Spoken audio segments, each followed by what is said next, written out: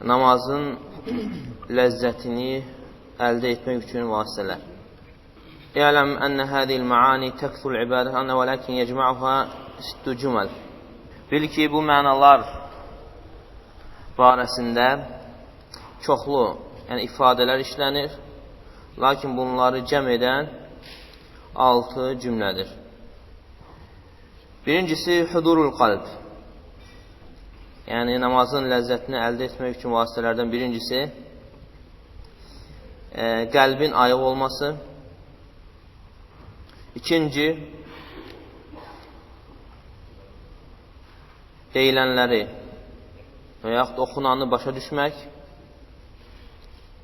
Üçüncü, təzim. Dördüncü, heybət. Beşinci, raca, yəni ümid. Və altıncı da həyadır. İndi isə bunların təfsilatı və sonra onların səbəbləri. Thummal ilac fi iktisabihə. Sonra onları necə qazanmaq lazımdır.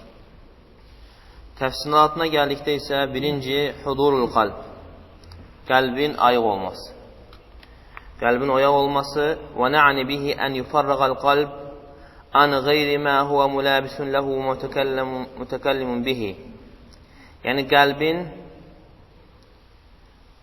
ona yapışıq, onda olan hər bir şeylərdən boşalması. Fəyəkunul ilmü bil fi'l vəl qavlu məqrunən bihimə. Və bununla artıq elm əməllə, sözlə yanaşı olur. İkisi bir yerdə. Və lə yəkunu fikru cəilən fi qeyrihimə. Artıq fikir başqa yerdə, bunların ikisindən başqa yerdə dolaşmır. Və məhmə insarafəl qalb fil fikr an qeyri mə huvə fihi və ləm yəkun fi qaflə an kulli şey fəqad hasələ hudurul qalb. Əgər fikir başqa yerə yönəlməzsə və orada qafillik olmazsa və bununla qəlbin ayıqlığı hasil olur. Bu birinci. Və ikinci, huvət təfəhum li ma'nəl kələm. O deyilən sözlərin, oxunan sözlərin mənasını başa düşmək. Və huvə əmrun vərəə hudurul qalb. Və bu da qəlbin ayıq olmasından arxada olan bir şeydir. Yəni, qəlbin ayıq olması başqa bir şey və orada deyilənləri, deyilən sözləri, oxunan sözləri başa düşmək isə bu başqa bir şeydir. Yəni, qəlbin ayıq olmasından sonra gəlir. فَرُبَّمَا يَكُنُ الْقَلْبُ حَاضِرًا مَعَ اللَّفْظِ وَلَا يَكُنُ مَعَ مَعْنَ اللَّفْظِ. Yəni, ola bilsin, yəni, qəlb ayıqdır. Yəni, o sözləri bilir. Sözlərlə ayıqdır, lakin sözün mənası ilə ayıq deyil. Yəni, ola bilsin, qəlb bilir hansı sözlər deyir, amma o deyilən sözlərin mənasını bilmir. Fəştimalul qalb alal ilm bima'nəl lafz huvəl-ləzi aradnahu bittəfəhhum. Və burada qəlbin o deyilən sözlərin mənasını başa düşməsi təfəhhum adlanır. Yəni, qəsd etdiyimiz burada təfəhhum sözündən qəsd etdiyimiz budur. وهذا مقام يتفاوت الناس فيه إذ ليس يشترك الناس في تفهم المعاني للقرآن والتسبيحات. Və bu da elə bir məqam, elə bir yerdir ki, insanların çoxu bunda fərqlənir, müştərək deyildir. Çünki insanlar Qur'anın və zikirlərin mənasını başa düşməkdə bir deyirlər. وَكَمْ مِنْ مَعَانٍ لَطِيفَةٍ يَفْهَمُهَا الْمُصَلِّ فِي أَثْنَاءِ الصَّلَاةِ. Neçə incə mənalar vardır ki, namaz qılan insan namaz əsnasında o incəlikləri başa düşür. Hansı ki, o namazdan əvvəl fikrinə də gəlmirdi. وَمِنْ هَذَا الْوَجْهِ كَانَتِ الصَّلَاةُ نَاهِيَةً عَنِ الْفَحْشَاءِ وَالْمُنكَرِ. Və bu tərəfdən də namaz insanı pis və çirkin əməllərdən uzaqlaşdırıcıdır. Necə ki, Allah Teala Quranda buyurur: "İnna salate tenha anil fahşai vel munkar." Həqiqətən namaz insanı pis və münkər, çirkin əməllərdən uzaqlaşdırır. Yəni, nə vaxt? Yəni, belə bir incə mənalar başa düşüldüyü zaman. فَإِنَّهَا تُفَحِّمُ أُمُورًا تِلْكَ الْأُمُورِ تَمْنَعَ عَنِ الْفَحْشَاءِ لَا مَحَالَةً. Yəni, namaz insana elə bir işləri başa salır ki, yəni o işlər insanı mütləq çirkin, küvuş əməllərdən uzaqlaşdırır. Və üçüncü, deməli, birinci qəlbin ayıq olması, ikinci deyilən sözləri, oxunan sözləri, kəlamı başa düşmək və üçüncü də təzimdir. Və huvə əmrun və rahudul qalb vəl fəhm. Və təzim də, yəni Allahı uca tutmaq da qəlbin ayıq olmasından və sözləri başa düşməkdən arxada olan bir şeydir. İdir racul yuxatibu abduhu bi kəlam huvə hadirun lil qalb fihi və mutəfəhimun li ma'na və la yekunu muazzimən ləhu fətta'zim zaidun aleyhimə. Belə ki, qul ağasını danışdıra bilər, qəlbi ayıq olduğu halda və dediyi sözlərin mənasını başa düşərək, lakin təzim etməyə bilər. Yəni, onu uca tutmaya bilər. Deməli, təzim bunların ikisindən də arxada olan bir şeydir. Birinci, qəlbin ayıq olması, sonra sözləri, kəlamı başa düşmək və üçüncü, təzimdir. Dördüncü, وَهُوَ الْهَيْبَةُ فَزَائِدَةٌ عَلَى التَّعْظِيمِ. Dördüncü isə heybətdir. Dördüncü, heybətdir. Və bu da təzimdən əlavə bir şeydir. Bəlhiyə ibarətun an xofin mənşəuhut ta'zim. Heybət nədir? Heybət qorxudur. Yəni, elə bir qorxu ki, onun mənşəyi təzimdir. Yəni, təzimlə, uca tutmaqla yanaşı olan qorxuya heybət deyilir.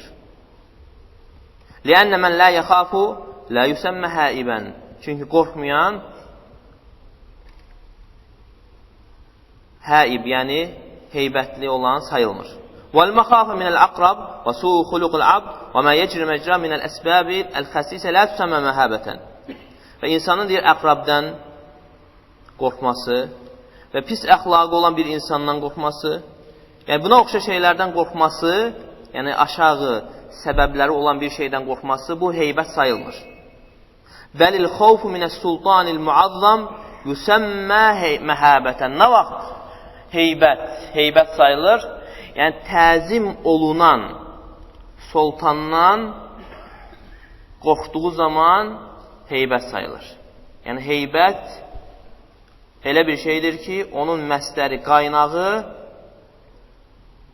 uca tutmaqla yanaşı olan qorxuya deyilir. Əgər uca tutmursa, ucaltmırsa, sadəcə qorxursa, əqrəbdən qorxduğu kimi bu heybət sayılmır. Deməli, birinci, qəlbin ayıq olması, ikinci, kəlamın mənasını başa düşmək və üçüncü, təzim və dördüncü, heybət.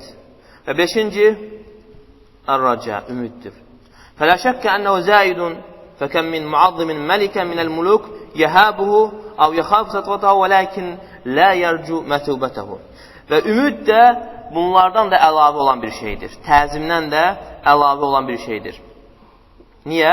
Ona görə ki, neçə-neçə padşahı, hökümdarı təzim edən vardır. Həm ona heybətlə yanaşır, yəni onu uca tutur və onun cəzasından, əzabından da qorxur, lakin onun mükafatlandırılmasını ümid etmir. وَالْعَبْدُ يَنْبَغَ أَنْ يَكُونَ رَاجِيًا بِصَلَاتِهِ ثَوَابَ اللّٰهِ. Və buna görə bəndə, qul namaz qıldığı zaman namazı ilə Allahdan savab ummalı və eyni zamanda da müqəssirliyə, səhlənkarlığa yol verdiyinə görə də cəzasından da, Allahın cəzalandırmasından da qorxmalıdır. Və beşinci nə oldu? Ər-raca, ümid. Altıncı, və huvəl həyə. Altıncı da nədir? Həyadır. Fəvə zəidun aləl cümlə liənnə müstənədəhu müstişar, təqsir və təvahhumu zəmbin. Və bu da onların hamısından əlavə bir şeydir. Çünki bunun qaynağı, istinadı insanın müqəssirliyini, səhlənkarlığını hiss etməsi və onun günahkar olduğunu hiss etməsi və yətəsavvaru ta'zim vəl-xawf vəl-raca min qeyri həyain heythu la yekun təvahhum təqsir və irtikabu zəmbin. Və təzim, qorxu və raca həya olmadan təsəvvür oluna bilər.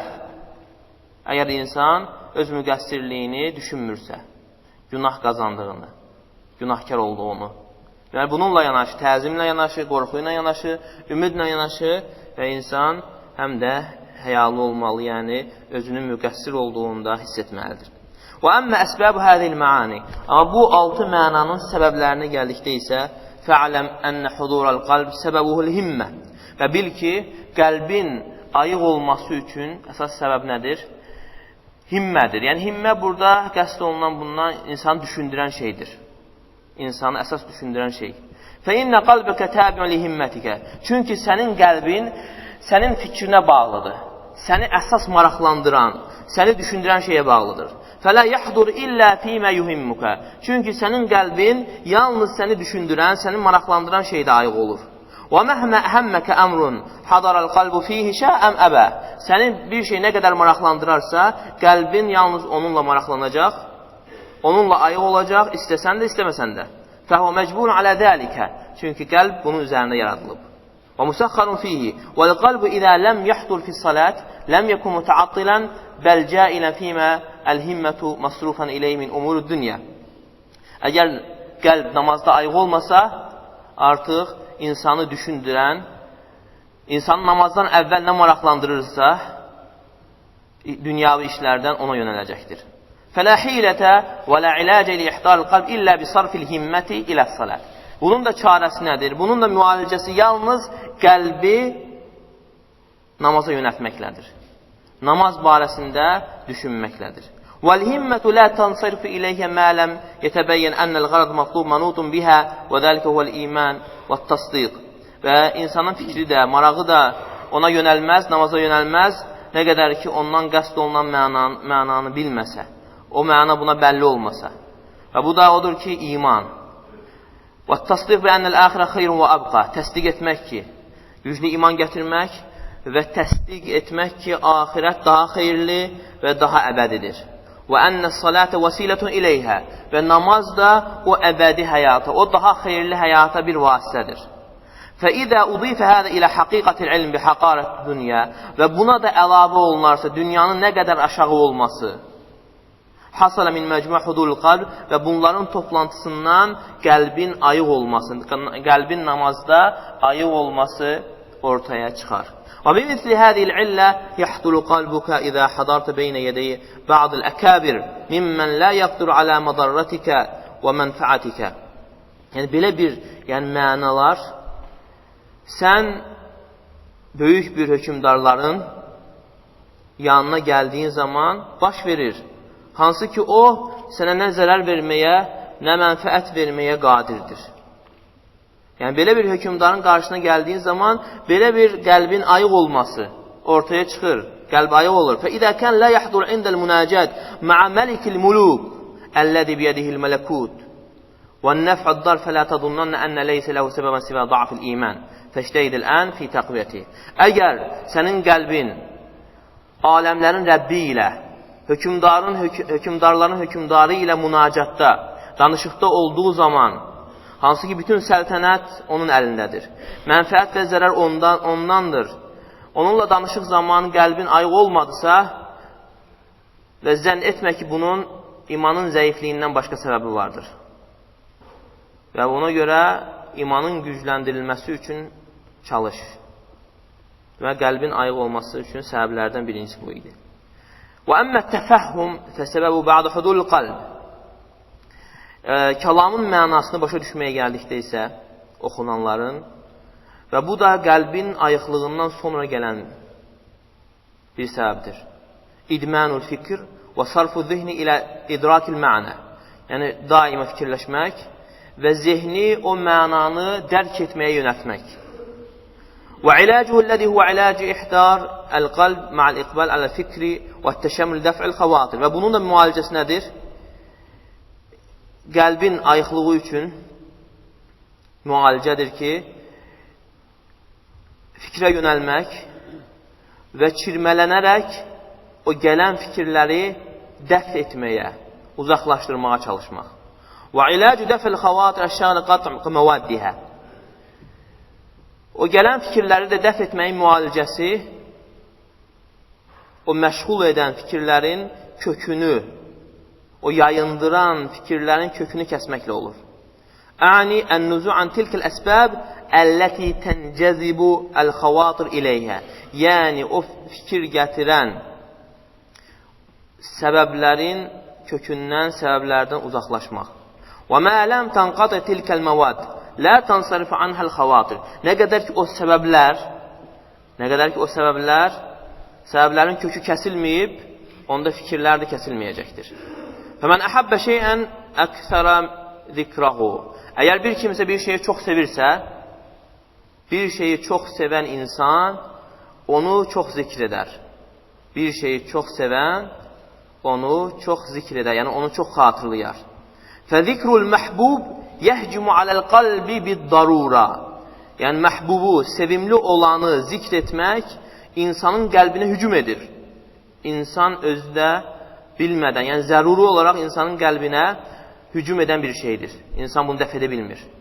وَلِذَلِكَ تَرَى أَنَّ مَنْ أَحَبَّ غَيْرَ اللّٰهِ لَا تَصْفُوا لَهُ صَلَاتٌ عَنِ الْخَوَاطِرِ. Və buna görə görürsən ki, bir kimsə Allahdan qeyrisini daha çox sevərsə, onun namazı fikirlərdən saf olmur, təmiz olmur. Demək, Allahı daha çox sevirsə, Allahı zikr etməli. Allahdan qeyrisini çox sevirsə, namazda elə onu zikr edəcəkdir, onu xatırlayacaqdır. Və üçüncü, وَأَمَّ التَّعْظِيمِ. Təzimə gəldikdə isə fəhiyyə halətun lil qalb tətəvəllədu min ma'rifəteyni. Və bu təzim də qəlbin bir halıdır. Bu iki bilgidən yaranır. Təzim iki bilgidən yaranır. O bilginin birisi Allahın ucalığını, Allahın əzəmətini bilməkdir və bu da imanın əsaslarındandır. Fə innə mən la ya'taqidu azamatahu la tuz'inun nafsu li ta'zimihi. Allahın əzəmətini etiqad etməyən şəxs Allahın əzəmətinə boyun əyməz. İkinci bilgi haqaratun nəfs və xissətihə və kavnihə abdən musaxxara. Nəfsin nə qədər aşağı, dəyərsiz, alçaq olmasını, qul olmasını və Allahın hökmünə ram olmasını bilməsi. Hətta yetəvəlləd minəl ma'rifəteyni əl-istikanə. Hətta bu iki bilgidən itaətkarlıq, Allahın qarşısında sınmaq və xuşu yaranır və bütün bunların cəminə də təzim deyilir. Və iki bilgi, təzimin yaranması üçün iki bilgi lazımdır. Allahın ucalığını bilmək və bununla yanaşı insan özünün nə qədər aşağı olmasını bilməsi. وَمَا لَمْ تَمْتَزِجْ مَعْرِفَةُ حَقَارَةِ النَّفْسِ بِمَعْرِفَةِ جَلَالِلَا لَا تَنْتَظِمُ حَالَةُ تَعْظِيمِ. Və insan öz nəfsini aşağı bilməyi ilə yanaşı Allahın ucalığını bilməsə təzim yaranmaz və xuşu da yaranmaz. فَإِنَّ الْمُسْتَغْنِ عَنْ غَيْرِهِ الْآمِنِ عَلَى نَفْسِهِ. Çünki başqasına ehtiyacı olmayan şəxs özünə əmindir. يَجُوزُ أَنْ يَعْرِفَ مِنْ غَيْرِهِ صِفَاتِ الْعَظَمَةِ وَلَا يَكُونُ الْخُشُوعُ وَالتَّعْظِيمُ حَالُهُ. Və başqasının əzəmət sifətlərini bilə bilər, lakin onda xuşu da yaranmasın.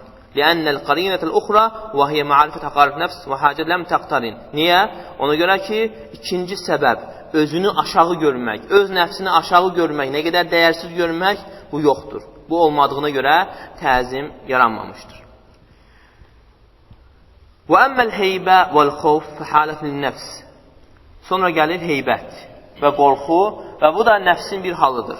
تتولد من المعرفة بقدرة الله وسطوته ونفوذ مشيئته فيه مع قلة المبالاة به. Və bu da nədən yaranır? Allahın qüdrətini, Allahın əzabını bilməklə və Allahın istədiyi vaxt nüfuz etməklə. Yəni Allah Teala öz istədiyi və həyata keçirir, heç məhəl qoymadan heç bir şeyə. Və ennehu law ahlakal awwalin وَالْآخِرِينَ لَمْ يَنْقُصْ ذَٰلِكَ مِنْ مُلْكِهِ ذَرَّةً. Əgər Allah Teala birinciləri və axırıncıları hamını həlak etsə, bu Allahın mülkündən zərrə qədər bir şey azaltmaz. هَذَا مَعَ مُطَالَعَةِ مَا يَجْرِي عَلَى الْأَنْبِيَاءِ وَالْأَوْلِيَاءِ مِنَ الْمَصَائِبِ. İnsan bununla yanaşı peyğəmbərlərin, evliyaların başına gələn müsibətləri xatırlamalı. Allah Teala'nın onlardan bu müsibəti dəf etməyə qadir olduğunu bildiyi halda. Və bil cümləti kulləmə zədəl ilm billah zədətul xəşyətu vəl heybə. Ümumiliklə, insanın Allah barəsində elmi artarsa, bir o qədər qorxusu, heybəti artar. Və əmmər rəcə fəsəbəbu ma'rifətu lütfillah azə və cəl. Rəcəyə gəldikdə isə, ümidə gəldikdə isə və bunun da səbəbi Allahın lütfünü bilməkdir. Allahın kərəmini və ümumi ihsanını bilməkdir. Və lətaifu sun'ihi və ma'rifəti sıdqi fi ba'dihi əl-cənnə bis-salat. Və həmçinin Allah Teala'nın vədinin sadiq olmasını, vəd verib ki, namaza görə insanları cənnətə daxil edəcək və Allah Teala'nın vədində sadiq olmasını bilmək. فإذا حصل اليقين ببعضه والمعرفة بلطفه انبعث من مجموعها الرجاء لا محالة. Əgər insan bunu yəqini əldə edərsə və Allah Teala'nın vədində sadiq olduğunu bilərsə, bunlardan rəca yaranar, ümid yaranar. Və əmməl həyə fəbi istişarihi təqsir fil ibadə. Və həya nə vaxt yaranır? Həyanın yaranmağının səbəbi nədir? Və insan öz ibadətində müqəssirliyini, nə qədər səhlənkar olmasını, yəni düzgün formada yerinə yetirməməsini hiss etməsi.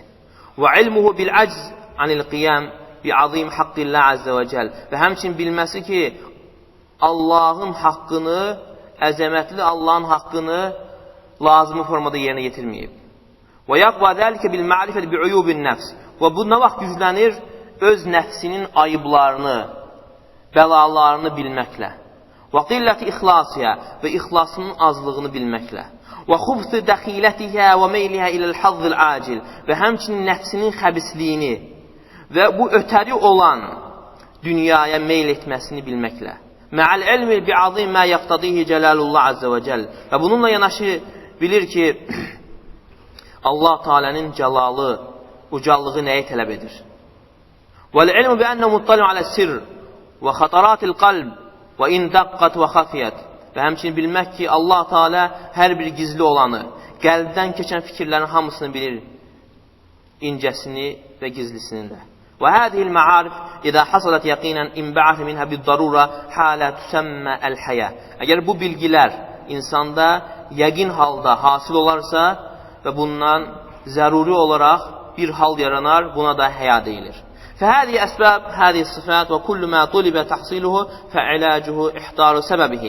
Və budur, yəni bu 6 dənə səbəb, bunların da yaranması üçün, müalicəsi üçün onun səbəblərini xatırlamaq lazımdır. فَفِي مَعْرِفَةِ السَّبَبِ مَعْرِفَةُ الْعِلَاجِ. Səbəbi bilməklə onun müalicəsini ortaya çıxır. Səbəbi bildinsə, səbəb bilinən kimi müalicə yaranır. Səbəbi bilməsən, müalicəni əldə etmək, müalicə etmək mümkün deyildir. Ona görə istəyirsən müalicə etmək, səbəbi bilməlisən. Və rabidatu cəmi hədi əsbəb əl-iman vəl-yaqin. Və bütün bu səbəbləri cəm edən, bağlayan iman və yəqindir. Əni bi hədihil məarif əlləti dəkarnəhə. Hansı ki, bunları biz qeyd etdik. Və mə'nə kövni yaqinən intifəu şək və istiləuhə aləl-qalb. Və bunun da mənası odur ki, yəqinin o dərəcədə olması, şəkkin aradan qalxması və qəlbi əhatə etməsi. O yəqinin. Və bi qadri yaqin yaxşaul qalb. Yəqinin miqdarına görə qəlb xuşu əldə edir. Və bi ixtilafil mə'ani ləti dəkarnəhə fil qulub inqasəmən nəsu ilə qafilin yütəmmimu salatəhu və ləm yaxdur qalbuhu fi lahzatin minhə. Və orada yaranan mənalara görə insanlar bölünmüşlər. Qafilə və ellərdə vardır ki, namazını tam şəkildə qılır və eləsi də vardır ki, bir an olsa namazını tam şəkildə qılmır. Və ilə mən yütəmmimu və ləm yəğib qalbu fi lahzatin bəl rubbəmə kənə müstəv'ibül həm bihə biheythu la yuhissu bimə yecri beynə yedeyhi. Və ellər də vardır ki, o qədər tam şəkildə qılır və qarşından keçəni hiss etmir. وَلِذَلِكَ لَمْ يُحِسْ مُسْلِمِ بْنِ يَسَارِ بِسُقُوطُ الْاُسْتُوَانَ فِي الْمَسْجِدِ وَقَدْ اِجْتَمَعَ النَّاسُ عَلَيْهَا. Və buna görə də Müslim ibn Yəsar rahimehullah məsciddəki sütun sındığı zaman, düşdüyü zaman artıq da insanlar o sütunun başına toplanmışlar. Müslim ibn Yəsar rahimehullah bunu hiss etməmişdir. وَبَعْضُمْ كَانْ يَحْضُرُ الْجَمَاعَ مُدَّ وَلَمْ يَعْرِفْ قَطْ مَنْ عَلَى يَمِينِهِ وَيَسَارِهِ. Və onlardan bəziləri bir müddət cemaat namazına gələr və sağında və solunda kimin olduğunu bilməzdilər. Və cəmaə kənət təsfar vucuhum və tərtaidu faraisuhum. Və onlardan bir çoxları da namaza gəldikləri zaman rəngləri saralardı. Və kullu dəlikə qeyr müstəbəd fə in adafə və müşad fi himəm əhli dünya. Və bütün bunların hamısı uzaq deyil. Və bundan da qat-qat artıqları dünya əhlinin himməsində görsənmişdir. Və xawf mulukud dunya ma'aczihim və da'fihim və xasasatul hudud el-hasilə. Hansı ki, dünya hökmdarların qarşısında olan qorxu müşahidə olunub, halbuki onlar acizdirlər, zəifdirlər, özləri də aşağı olduğu halda. Hətta yədxulul vahid aləl-məlik əv-vəzir və yuhaddithuhu bimuhəmməd thumma yaxruc və ləvsilə əmmən həvali əv thawbil məlik ləkənə lə yəqdiru aləl-ixbar. Onlardan biri padişahın yanına girir və yaxud da hansı bir nazirin yanına girir və öz işini ona danışır. Əgər sən ondan soruşsan, sənin ətrafında kim var idi, yaxud da hökümdarın paltarı hansı rəngdə idi, onu bilməz. Onu vəsf edə bilməz. Anhu li iştiğalihi həmmihi an thawbihi və anil hadirin. Nə üçün? Çünki onun fikri bir şeylə məşğul idi. Və likullin dərəcət mimmə amilu. Və Allah Teala buyurur ki, insanların etdiklərinə görə dərəcələr vardır. Fəhaddu kullu vahid min salatihi bi qadri xawfihi və xuşu'ihi və ta'zimihi. Və hər bir insan namazdan olan payı da onun qorxusuna, xuşusuna və təziminə görədir. Fə innə mövqi'a nazarillah subhanahu el-qulub duna zahir hərəkət. Və Allah Teala'nın da baxdığı yer, nəzərinin olduğu yer qəlblərdir. Zahiri hərəkətlər deyildir. وَلِذَٰلِكَ قَالَ بَعْضُ الصَّحَابَ رَضِيَ اللّٰهُ عَنْهُمْ يُحْشَرُ النَّاسُ يَوْمَ الْقِيَامَةِ عَلَى مِثْلِ هَيْئَةٍ فِي الصَّلَاةِ مِنَ الطُّمَأْنِينَ وَالْهُدُورِ. Və buna görə də sahabələrdən biri demişdir ki, insanlar qiyamət günü namazdakı heyətlərinə görə həşr olunacaqlar. Yəni namazı necə qılıblar, namazda kimi həşr olunacaqlar. Necə sakit, xuşu içərisində və min vücudin na'im biha və ləzzə, o namazda necə ləzzət alıblar, yəni o formada həşr olunacaqlar. Və ləqad sadaq, artıq deyib bunu doğru demişdir. Fə innəhu yuhşər kullun alə mə mət aleyhi. Çünki hər bir insan nə üzərində ölübsə, onun üzərində də həşr olunacaqdır. Və yəmutu alə mə aş aleyhi. Nəyin üzərində yaşayıbsa, onun üzərində də öləcəkdir. Və yura'a fi zəlikə halu qalbihi, lə halu şəxsihi. Və buna görə də qəlbinin halına diqqət yetirilməli, şəxsinin halına yox. Fəmin sıfətil qulub tusağı suvar fiddəril əxirə və lə yənci illə mən ətəllaha bi qalbin səlim. Və qiyamət günündə fayda verən yalnız qəlbdir, salamat olan qəlbdir, yalnız o nicat tapan, salamat olan, sağlam olan qəlb nicat tapır. Nəsəlullah husnə təvfiq bil lütfi və kərəmi. Allah Teala'dan gözəl müvəffəqiyyət istəyirik. Bununla kifayətlənir. Allah təşrif etsin. Sallallahu əleyhi və səlləm və aləhi və səlləm.